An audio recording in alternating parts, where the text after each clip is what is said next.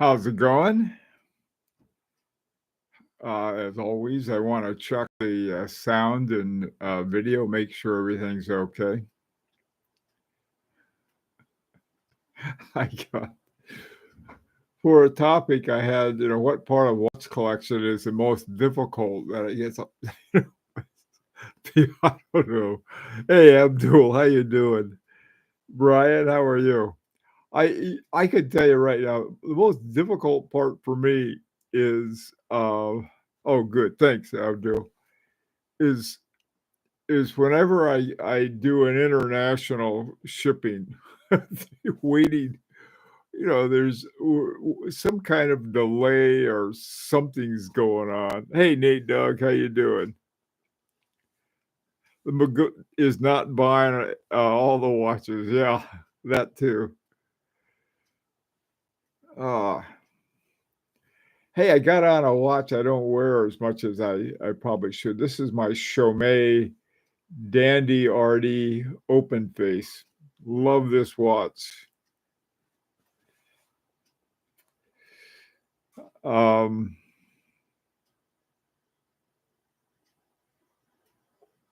oh yeah, yeah. From I tell you, paying the VAT would be one too. Hi, Lazard. How you doing, Michael? Good evening. Happy dandy to you as well. You know, I I think the supply of these pretty well dried up. I mean, it's here you have they're a classic jewelry maker, Chaumet. They made the the hilt on Napoleon's coronation sword, and they've done all these other things. And then the Chaumet brothers went belly up when they tried to corner the market. That was when they owned Breguet and got Daniel Ross started off on his sort of. He had a career going, but this sort of brought it to another level. And so it's a.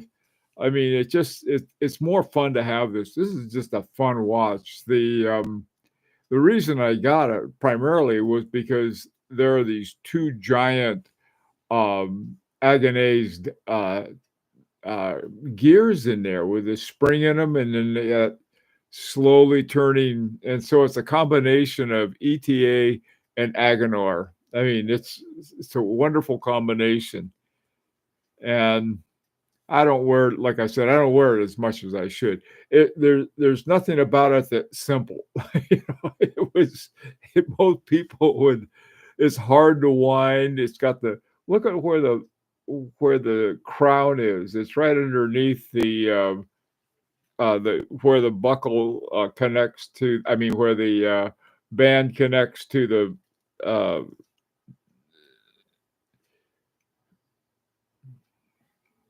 What I don't know. It looks like I think it's got a swivel. It swivels right here. Anyway, so that's what I'm having fun with. Hey, Alexander, how you doing? Amir, hello. Paying the VAT is something always on my mind. That's 20% extra on any watch. Yeah, I know. That is. I don't know. I sympathize with you on that one. I'm trying to figure out. I'm looking at the lugs on this. I'm trying to figure out whether they swivel or not. I don't think. Well, I don't. I don't know. They might be sort of fun to have.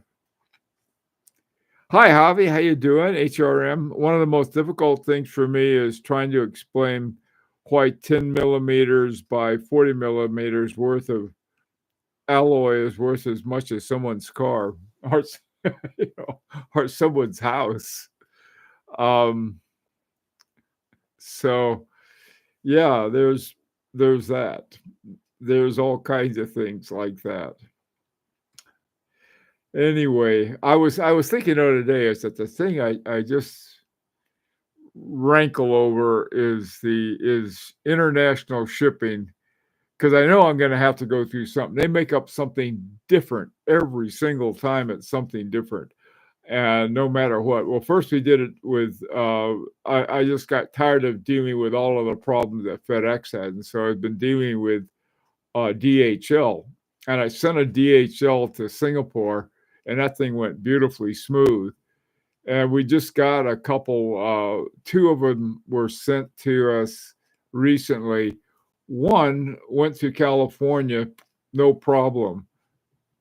One went to Florida, one came here to Connecticut, and to Beverly, and it's the usual thing, exception. They want to know about the band. The band is an ostrich band, and you got to. We already told them that there's nothing. Sites doesn't even have ostrich bands on their list, but the Fish and Game does. And I don't know, they must have nothing to do. But I'll tell you, if I ever do another watch outside of this country, I'm doing it on with cowhide, plain vanilla cowhide. And then if I want a fancy band, I'll get it here. The funny thing is very simple. If to get a band from ABP Concepts Paris, they'll go up there. It'll take them a while to make the band. They'll make it and send it to me. That's it. And it always gets here. There's never been a problem. Same thing with Jean Rousseau. Now they make some of them in their shop they have off of, I think, at 54th Street in New York. I've been there a couple of times. But there are other ones that they have to send to their Paris office to make, and then it comes back, and it's not a problem. But man, I'll tell you, you got anything that's not made out of something simple. One of the problems I found out with losing weight is that my wrist arm is fat, and so I'm going to have to readjust this. Okay, that's another problem with wrist. Hey, by the way, I got something. I got to show you guys this. I don't know if I've ever showed you this before. This is, I don't know if you've ever seen one of these or not. What they are, they're a little, they're from, this one's by Bergeron. People who make all these watch parts. Let me show you what this does. What you do with this one, you put it on your wrist and you pull it, and it will tell you your wrist. Mine's showing now 7 inches. Let me see if you can see it. There it is, 7 inches, or about 100 and little under 180 millimeters, or 18 centimeters. I know it sounds like, that's weird, but it is so handy to have this thing. It really is. I got something else. This is really funny. I got a watch band. I was sent a watch band to review. And so and it came in this package. And it's got a little thing here you can use to measure your wrist. It's in centimeters. Well, my wrist is 17 centimeters, and this one only goes to 14. So, but still, it's sort of a cool idea. Okay, let's see what's going on. Hey, AKAM, lack of money. Yeah, that's the same thing. That's everybody's problem. Hey, Lazard, is anybody that doesn't require paying for ongoing maintenance? When I used to fly, we had my partner and I had a kitty that every year you have to have what they call an annual on your airplane, and our airplane needed an annual. And so every month before we even took off, it was like $500 a month that we'd pay to make sure that we had enough for our annual at the end of the year, and then we'd have ready for the annual. But Lazar, that's not a bad idea. Is putting, doing setting some aside for maintenance and things like that. So that's an interesting idea.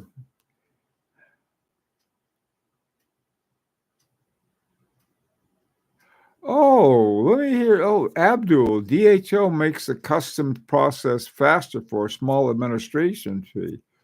Ooh, I got to hear about that. I don't know if you have a fish and game problem. Wait until when you get your ostrich. Hey, watch Mike do. How you doing? Idle time. Good afternoon to you. Another incredibly difficult thing is finding FKM rubber straps for lug widths beside 18, 20, and 22.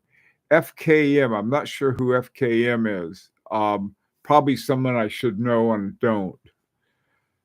Uh, Michael, under $800 customs in the U.S. doesn't check since there's no VAT. If they check, if they do check for customs, well, customs isn't a problem. We have the amount stated on what the watch costs, and we'll get charged 1.5%, which is fine. And usually the way they do it, if you have an account with DHL or FedEx, even with FedEx, which I've had every other kind of problem with, that's one thing it's not a problem with because I have an account with them. So if you have an account with FedEx, I think, and DHL, all you got to do is they say, check out your account, see what it is, tag your credit card, and that's it. I had one recently when I had a watch that came and had to have it kissed by customs, and it was really funny with FedEx. I got something weird. They sent me a thing with it looked like a bill, so they gave me a URL. I thought, okay, well, I figured that they would have done it automatically, but I guess not. So I went to the place they gave me and said, "Oh, your bill's been paid." And then I checked my credit card. Yep, but they sent me a letter anyway telling me I owed money. It was it's only like $63 or something. It wasn't very much, but it was like, nah, come on, guys. I don't think having the money for everything I'd like to have in my collection is the biggest problem. I agree. Yeah, there's other kinds of things in watch collection. If you have a lot of money there, believe me, there are watches that will eat that up without even breathing hard. I don't think there's any such thing as having enough watch money. I really don't. I on the other hand, though, it's not hard to have too many watches to the point where you don't get to wear them as much as you'd like. I mean, like this one, I hardly ever wear this watch, and I really like it. You got to start wearing it more, and I got to get it adjusted so it doesn't flop all over my wrist. Hi, HP. I'm trying to save for a watch. Oh, this is hard. Hard to focus when there are so many other watches. Yeah, you're going along, you're minding yourself, you're being really good. Every month you put a little away and you watch your your your amount grow, and then a deal comes along. Oh my God, gee, I'll never get a deal like that again. There goes your money. Oh God, I got a watch the other day, and it was and then they said, well, we'll ship it to you. It'll be there. It's just like sometime this year. I thought, what? And I was trying to figure out where it came from. I had no idea, but it was a watch that had certain features I liked. So I got it, and I got it. I mean, the price was under $100. I mean, it was very inexpensive, but I wanted the watch anyway. So now it's on some kind of thing. I don't know, camel train or however it's being sent. Someplace in India, I think they're sending it from. So anyway, it was you go to Etsy, you never know where they're going to be from. So then I was looking at eBay, and they had the same watch. Some guy in New York had it. So I lowballed on it, and the guy said fine, and so I'll end up with two of the same watch, but I really want two of this particular watch because I plan to I'm going to adjust the daylights out of it, and it's very inexpensive. So, but it's got certain features to it that I'll tell everybody about. Monday. It's really a neat little watch.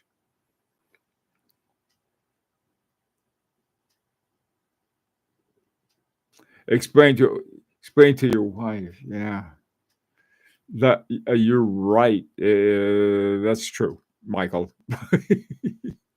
Gotta watch what I say. What do you need another watch for? Um,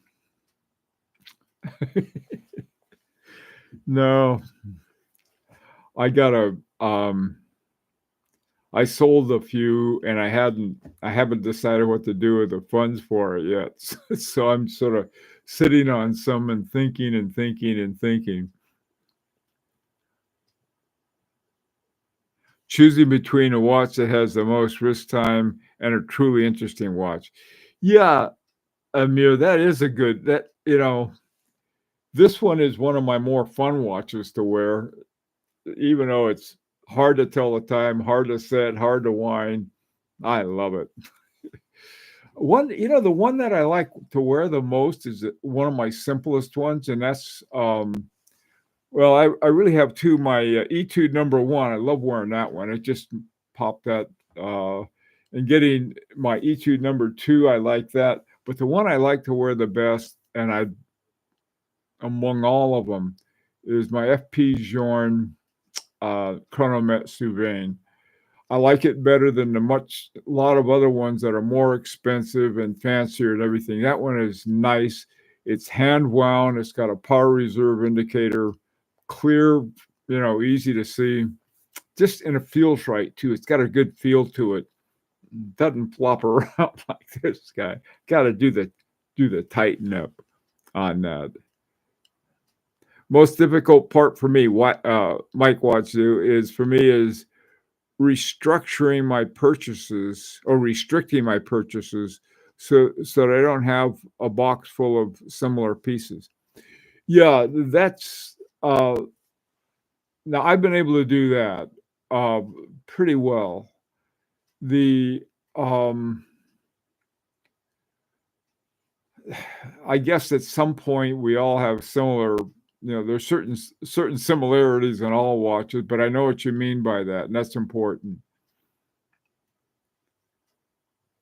That's why I don't update my car running 210,000 kilometers at the moment.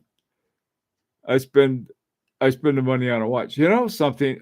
I'll tell you, I had a car, and I had that thing. I bought it new back in, I think it was 82 or 83, and so I had that car, and it was a diesel.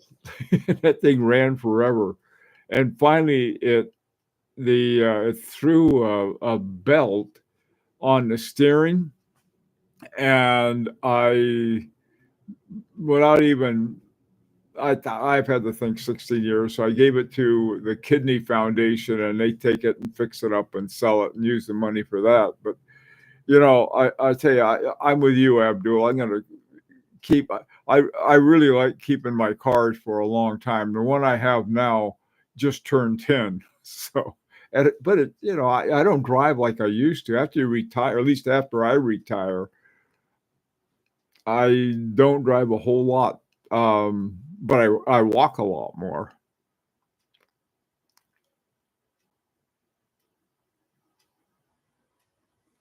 Oh, Mini Cooper.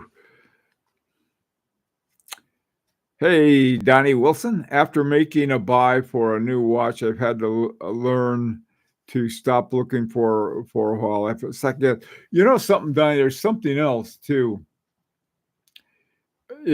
Sometimes if you buy a watch and you see that same watch at half of what you paid for it, that's like,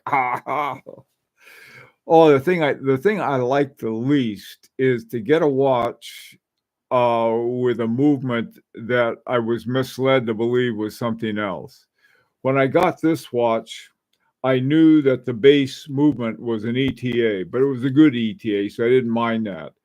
And then it also has the Agenor. They have an AGH number on it. I forgot what it is, but so I wasn't disappointed. It's only when I get sort of hornswoggled somehow that That I don't like at all. I had this one watch, really a beautiful El, and I got lied to about it. Mad at that watch. Poor watch. Finding enough time so I actually wear all the watches. Yeah. Um, I've decided it's okay to wear more than one watch. Like, well, I'll wear one. I'll have a morning watch and an afternoon watch. That I can do.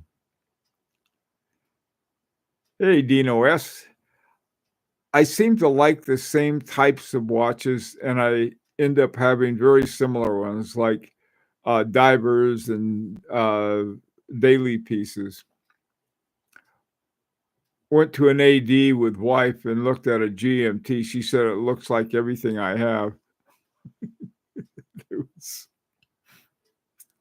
I and to get a date just instead. A date just? They're not GMT, are they? They're you just get a date. That's why they're called date just. No, those are really popular, I think. Really, I mean, aren't all the date just ones now, aren't they precious metals? I don't know Rolex that well. Hey, Eric, realizing that you have to service all of the watches in your collection at some point. My in-house movements and Agenor base retrogrades is going to cost me. I hope not, Eric. um, you know, I'm pretty good about rotating. And so there is in my servicing schedule is this: when it breaks, if it's not working right, if it's too, I mean, if it really slows down and it's just not working right, then it goes in for service. Or if it breaks, I broke a of what was it?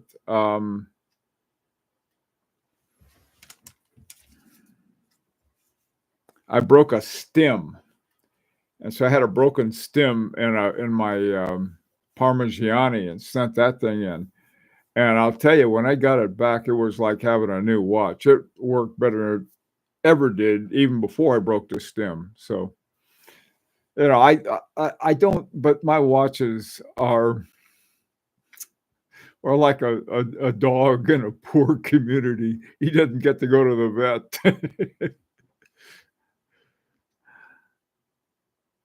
Hi, Space G95. How you doing? James, how are you? I have watches I don't wear. Yeah, that I won't sell. Yeah, that's a funny thing. I know what you mean by that. I have some I want to sell, but I just for some reason I don't want to. For some reason I don't want to take a bunch of pictures and do this and do that and send them off to Chrono 24 or someplace like that, or to a auction. I had a really funny thing. I had this one sent to an auction, and they said, well, we're going to put it in some special thing and we'll get back to you. Well, they never got back to me, so I'll probably put it up on Chrono 24 one of these days. I'm like James. I'll get around to it. Hey, Oscar, how you doing? Just saw a video of a Rolex quartz. Is that real? I don't care. No offense, Oscar. I mean, a quartz Rolex. Yeah, they've always had quartz Rolex. A lot of the women's watches, any smaller ones they had were quartz. But I don't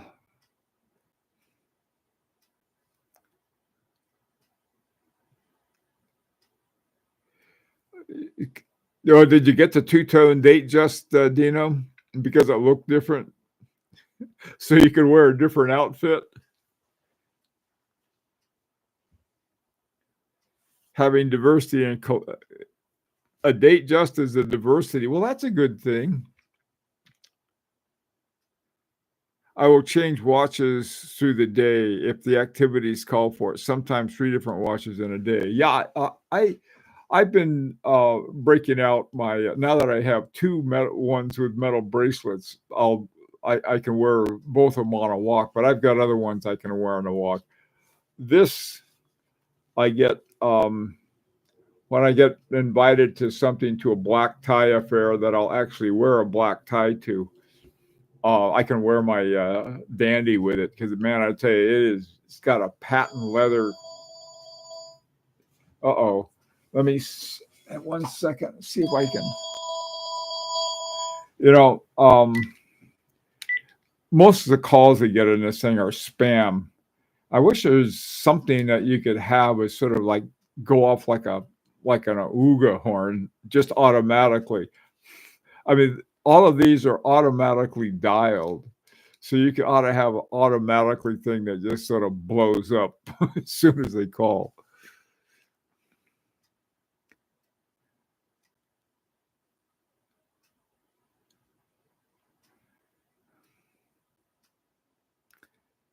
If you're collecting vintage independent, you better befriend a watchmaker in your area. That's probably a good idea. I don't know, my 85-year-old watchmaker disappeared after the pandemic. I don't know what happened to him, and the shop closed up. So much for that.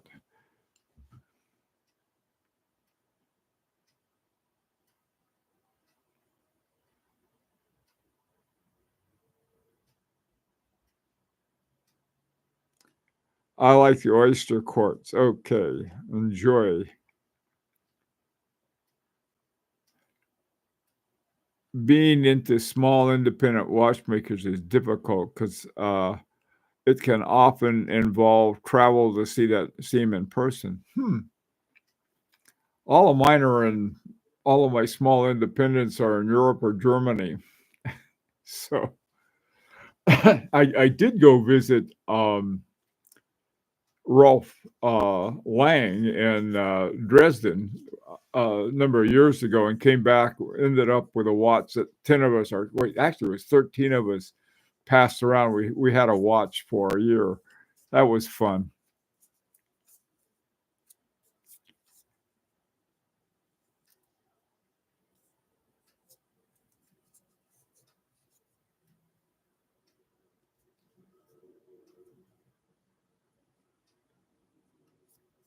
I have a GS with an expedition case with a quartz movement, and it is mesmerizing.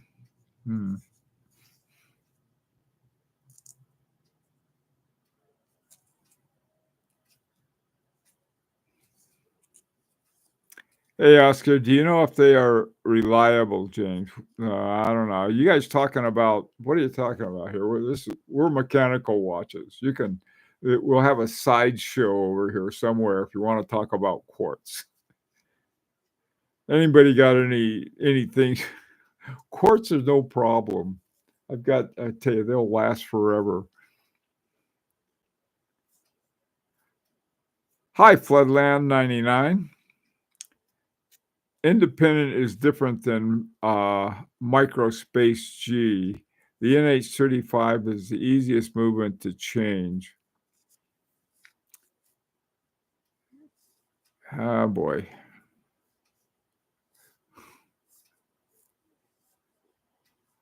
Revolution.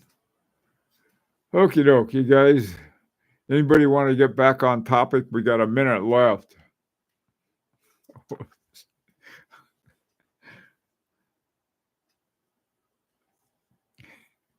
Herding cats, yeah. Hey, yeah, these are cats I shouldn't have to herd too.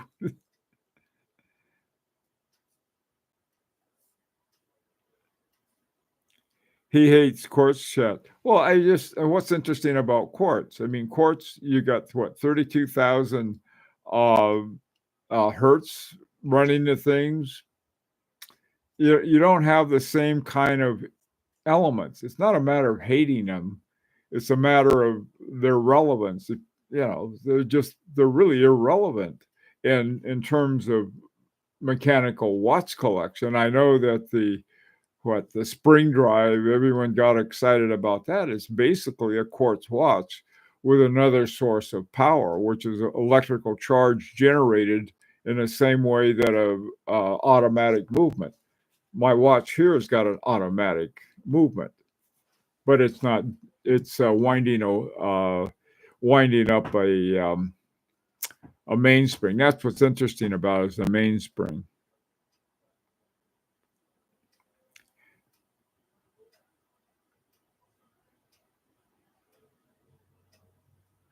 Yeah, Space C95, the Towson Watch Company. That sounds interesting. What kind of watches do they make?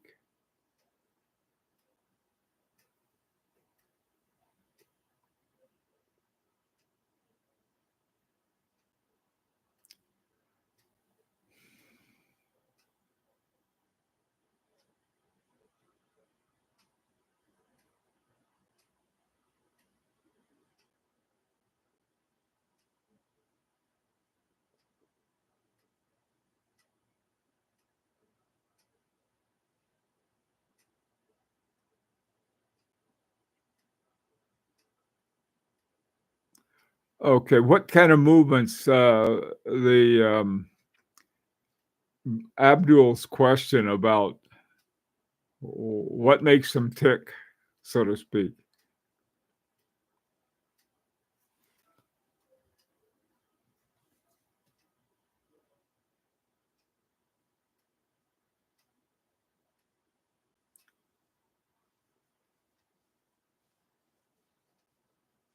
Are their mechanical movements, space, look like ETAs?